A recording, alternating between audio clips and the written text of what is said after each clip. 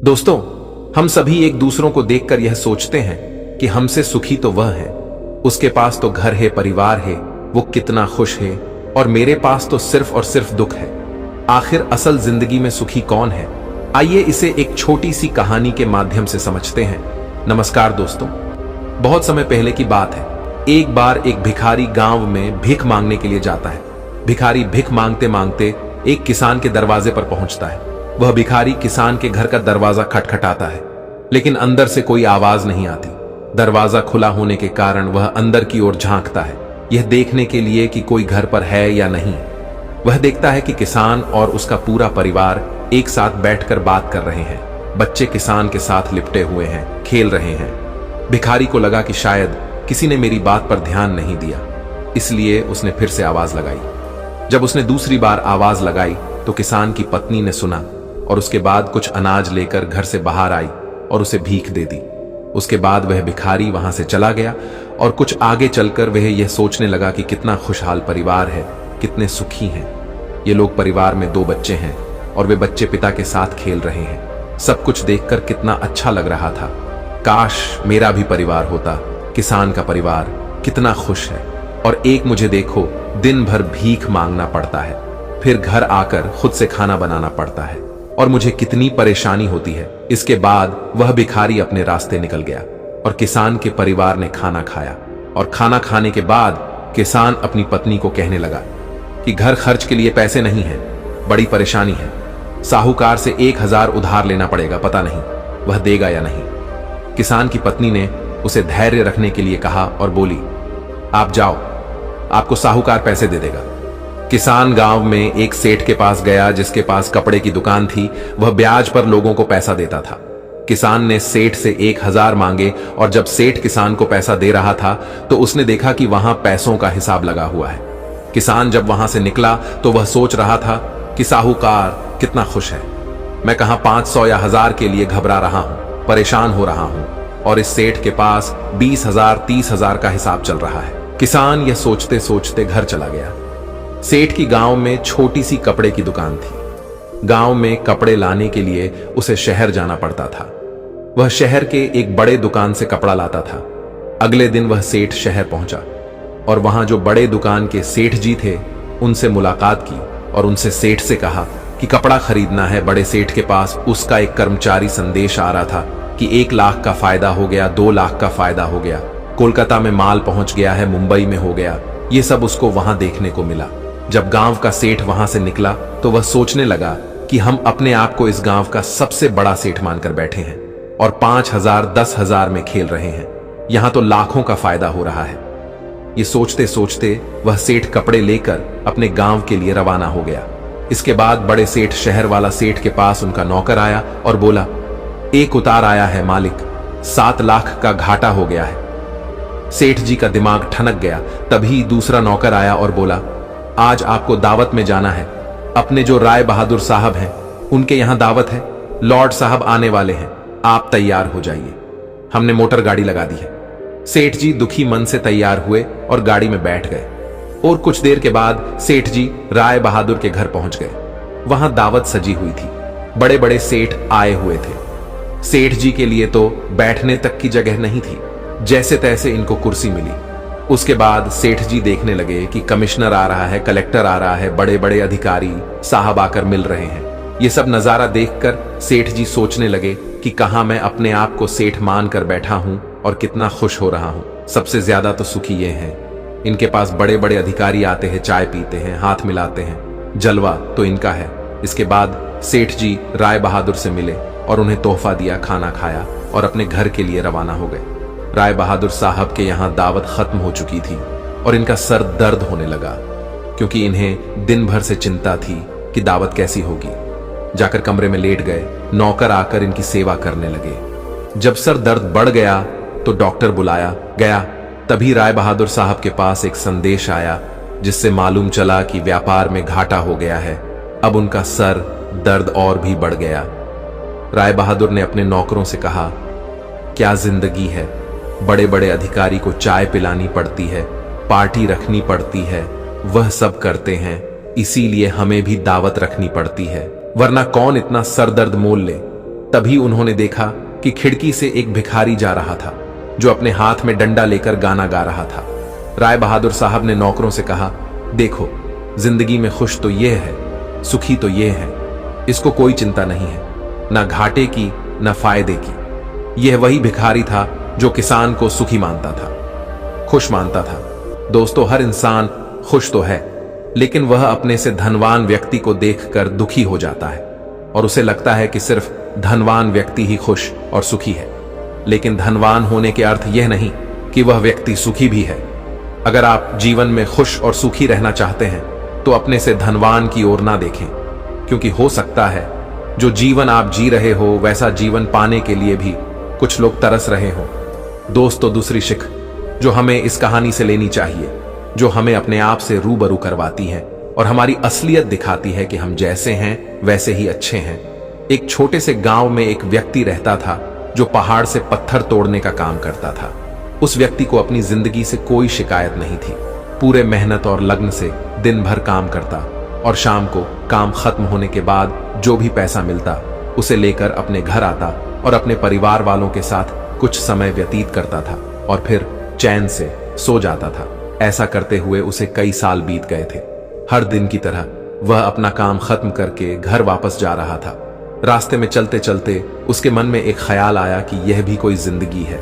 मैं सुबह से शाम तक पत्थर तोड़ने का काम करता हूँ और शाम में मुझे थोड़े से पैसे मिलते हैं, जिससे मुश्किल से मेरे और मेरे परिवार का गुजारा हो पाता है। शायद आज मुझे कहीं से कुछ ऐसी शक्ति मिल जाए जिससे मैं जो चाहूं वह पूरा हो जाए। वह घर गया, खाना खाया, लेकिन उसका ध्यान खाने की ओर नहीं था। उसके दिमाग में बस एक ही ख्याल था कि काश मुझे कोई ऐसी अलौकिक शक्ति मिल जाए जिससे मैं जो चाहूं हासिल कर सकूं। वह इस बात को सोचते सोचते सो गया। फिर नींद आने के बाद उसे एक सपना आया। सपने में उसने देखा कि वह रोज की तरह अपना काम खत्म करके घर लौट रहा था। तभी रास्ते में उसे एक बहुत बड़ा घर दिखा। तभी उसके मन में विचार आया, काश यह घर मेरा होता और मैं इसका मालिक होता। और उसका इतना सोचते ही वह उस घर का मालिक बन गया। उसको यकीन ही नहीं हो रहा था कि उसने जो सोचा वह पूरा हो गया, लेकिन उसकी खुशी अधिक देर तक नहीं टिक पाई। अचानक से एक शोर सुनाई दिया। उसने देखा कि उसके घर के बाहर से एक रैली निकल रही है जिसमें बीचों बीच एक राजनीतिज्ञ है। उसे देखकर वहां खड़े लोग उसके नाम के नारे लगा रहे थे और सब उसको देखने के लिए तड़प रहे थे। तब उसको यह एहसास हुआ कि मैं कितना छोटा हूं, मेरा तो कोई अस्तित्व ही नहीं है इस राजनेता के समक्ष। काश मैं एक राजनेता होता और मेरे पास इतनी क्षमता होती। उसके इतना सोचने की देर थी कि वह राजनेता बन गया। उसके खुशी का ठिकाना नहीं रहा, क्योंकि उसके पास हजारों लोगों की भीड़ थी और सब उसको देखने के लिए तरस रहे थे। लेकिन उसकी यह खुशी भी ज्यादा देर भी टिक नहीं पाई, क्योंकि धूप बहुत ही तेज थी और उस राजनेता को इतनी धूप में खड़े रहने की आदत नहीं थी। उसे चक्कर आया और वह बेहोश हो गया। फिर उसे एहसास हुआ कि यह राजनेता सबसे ताकतवर नहीं है, ये जो सूरज है ये सबसे ताकतवर है। उसके मन में आया कि काश मैं सूरज होता, मेरे आगे कोई टिक नहीं पाता। उसको इतना सोचने की देर थी और वह सूरज बन गया। वह खुशी से पागल हो गया। पूरी दुनिया को यही रोशन कर रहा था। दुनिया में ऐसा कोई इंसान नहीं था जो उसकी रोशनी को रोक सके। लेकिन उसकी यह खुशी भी टिक नहीं पाई, क्योंकि कुछ ही समय बाद आसमान में काले बादल आए और रोशनी को रोक दिया। फिर उसको एहसास हुआ कि कोई है जो मेरी रोशनी को भी कोई रोक सकता है। उसके मन में यह ख्याल आया कि काश मैं बादल होता, और वह बादल बन गया। उसको ऐसा लग रहा था कि वह आसमान में उड़ रहा है और वह जहां चाहे वहां जा सकता है। लेकिन कुछ देर बाद एक हवा का झोंका आया जो उसे उड़ा ले गया। उसे एहसास हुआ कि बादल सूरज की रोशनी को रोक सकता है, लेकिन हवा को नहीं, क्योंकि यह हवा उसे बहा कर ले गई। फिर उसके मन में यह विचार आया कि काश में हवा होता, और वह हवा बन गया।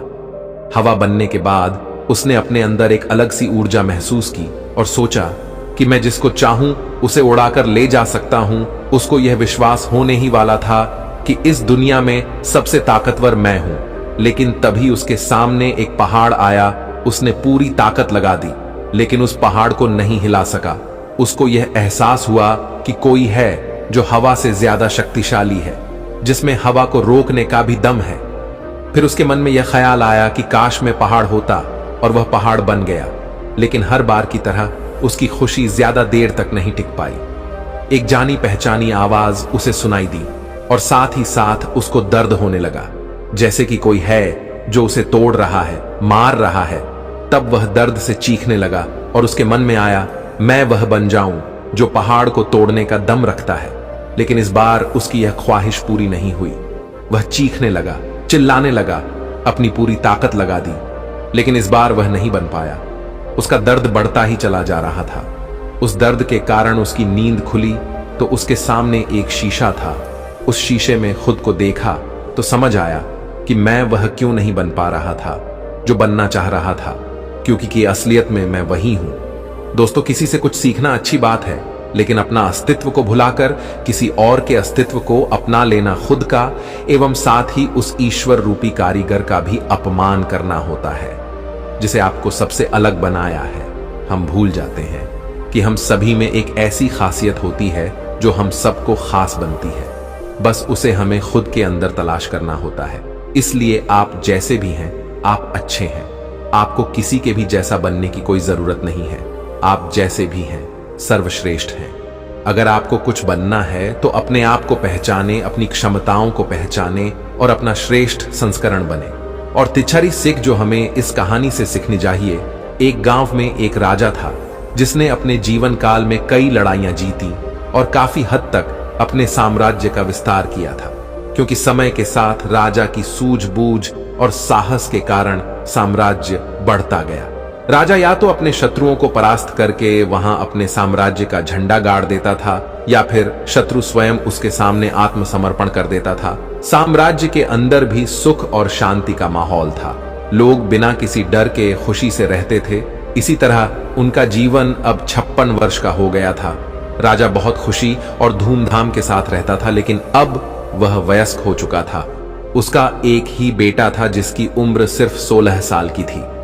राजा जानते थे कि इतने बड़े साम्राज्य पर शासन करने के लिए उम्र से ज्यादा समझदारी और कुछ महत्वपूर्ण बातें मायने रखती हैं। जो इन बातों को अपना लेता है वह इतने बड़े साम्राज्य पर आसानी से शासन कर सकता है। तभी एक दिन राजा ने अपने बेटे को अपने कक्ष में बुलाया और कहा कि सुनो बेटा, ऐसा नहीं होता। इससे कोई फर्क नहीं पड़ता कि आप 16 साल के हैं या 56 साल के। दुनिया आपकी हैसियत के मुताबिक आपकी इज्जत करेगी। हर कोई चाहता है कि लोग उसकी इज्जत करें, उसे मजबूत समझे, लेकिन यह इतना आसान नहीं है। अगर आप चाहते हैं कि लोग आपका सम्मान करें तो सबसे पहले यह याद रखें, कभी भी किसी से आपका खुद का सम्मान करने के लिए ना कहे, किसी से सम्मान की भीख ना मांगे। ये कमजोरी की निशानी है, क्योंकि सम्मान लोगों के लिए एक शक्ति है। आप बने इतना अनमोल और शक्तिशाली ताकि उन्हें आपका सम्मान करना पड़े। क्या आप जानते हैं लोग समुद्र का सम्मान क्यों करते हैं?